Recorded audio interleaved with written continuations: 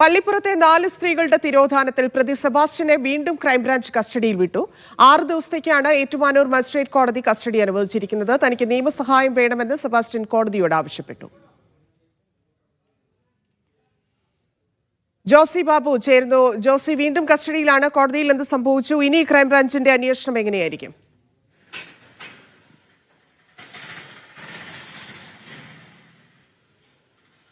ധന്യ, കഴിഞ്ഞ 7 ദിവസത്തെ കസ്റ്റഡി കാലാവധി പൂർത്തിയാക്കിയ വേളയിലാണ് ഇന്ന് ഏറ്റുമാനൂർ മജിസ്ട്രേറ്റ് കോടതിയിൽ സെബാസ്റ്റ്യനെ ഹാജരാക്കിയത്. ഈ ഘട്ടത്തിൽ വീണ്ടും ക്രൈംബ്രാഞ്ച് സംഘം കസ്റ്റഡി അപേക്ഷ നൽകി. ഇയാളെ കൂടുതൽ ചോദ്യം ചെയ്യേണ്ടതുണ്ട് എന്നതാണ് ക്രൈംബ്രാഞ്ചിന്റെ ആവശ്യം. ഇക്കാര്യം പരിഗണിച്ചുകൊണ്ടാണ് ഏറ്റുമാനൂർ മജിസ്ട്രേറ്റ് കോടതി 12 വരെ കസ്റ്റഡി അനുവദിച്ചത്.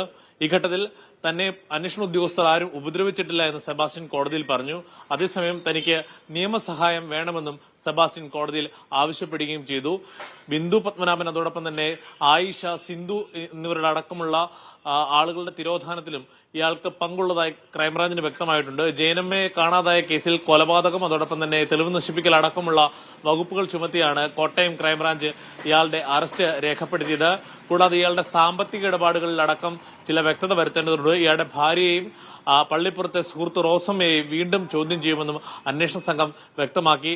അതേസമയം DNA പരിശോധനാ ഫലങ്ങൾ വരുന്ന മുറയ്ക്ക് മാത്രമേ ഈ കേസിൽ കൂടുതൽ നിഗമനങ്ങളിലേക്കും അല്ലെങ്കിൽ കൂടുതൽ വ്യക്തതയിലേക്കും അന്വേഷണ സംഘത്തിന് കടക്കാനാവൂ എന്നുള്ള കാര്യമാണ് ഏറ്റവും പ്രതിസന്ധിയായി മുന്നിൽ നിൽക്കുന്നത്. ഒരുപക്ഷെ DNA പരിശോധനാ ഫലങ്ങൾ ഇപ്പോൾ ഈ കാണാതായ സ്ത്രീകളുടേതല്ല എങ്കിൽ അന്വേഷണം അത് കൂടുതൽ സങ്കീർണമാകും. നേരെ മറിച്ച് ഈ കാണാതായ സ്ത്രീകളുടെ എല്ലാ ബന്ധുമിത്രാദികളുടെയും അടുത്ത ബന്ധുമിത്രാദികളുടെയും DNA സാമ്പിളുകൾ ശേഖരിച്ചിട്ടുണ്ട്.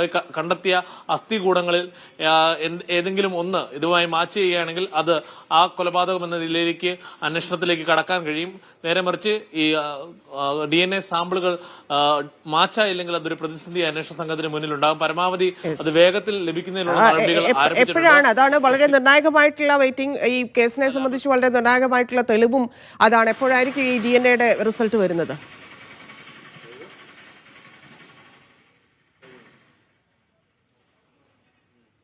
7 മുതൽ 14 ദിവസം വരെയുള്ള കാലതാമസം ഉണ്ടാകുമെന്നാണ് അന്വേഷണ സംഘം വ്യക്തമാക്കിയിരിക്കുന്നത്. നേരിട്ട് ഇത് അന്വേഷണ സംഘത്തിന് ലഭിക്കില്ല, മറിച്ച് കോടതി മുഖേനയായിരിക്കും ഇത് അന്വേഷണ സംഘത്തിന് ലഭിക്കുക. നേരത്തെ ജയനമ്മയുടെ ബന്ധുമിത്രാദികളുടെ കോട്ടയം മെഡിക്കൽ കോളേജിലാണ് സാമ്പിളുകൾ ശേഖരിച്ചത്. മറ്റ് കേസുകൾ ആലപ്പുഴ ക്രൈംബ്രാഞ്ചാണ് അന്വേഷിക്കുന്നത്. ആലപ്പുഴ ക്രൈംബ്രാഞ്ച് അന്വേഷണ പരിധിയിലുള്ള ബിന്ദു പത്മനാഭൻ, അതോടൊപ്പം തന്നെ ആയിഷ, സിന്ധു എന്നിവരുടെ അടക്കമുള്ളവരുടെ ബന്ധുമിത്രാദികളുടെ സാമ്പിളുകൾ ആലപ്പുഴയിലെ വിവിധ സർക്കാർ ആശുപത്രികളിലാണ് സാമ്പിളുകൾ ശേഖരിച്ചത്. ആ പരിശോധനാ ഫലങ്ങളും ഈ 2 ആഴ്ചക്കുള്ളിൽ പുറത്തുവരും. എന്തായാലും ഇപ്പോൾ സാമ്പിളുകൾ ശേഖരിച്ചിട്ട് ഒരാഴ്ച പിന്നിടുകയാണ്. ഏകദേശം അടുത്ത ആഴ്ചത്തേക്ക് ഇതിന്റെ റിസൾട്ട് വരും. എന്നാലും ഈ റിസൾട്ടാണ് ഈ കേസിൽ ഏറ്റവും നിർണായകമാകുക, പ്രത്യേകിച്ച് മറ്റ് കാര്യമായ സാഹചര്യ തെളിവുകൾ ഇല്ലാത്തൊരു ഘട്ടത്തിൽ. ധന്യ.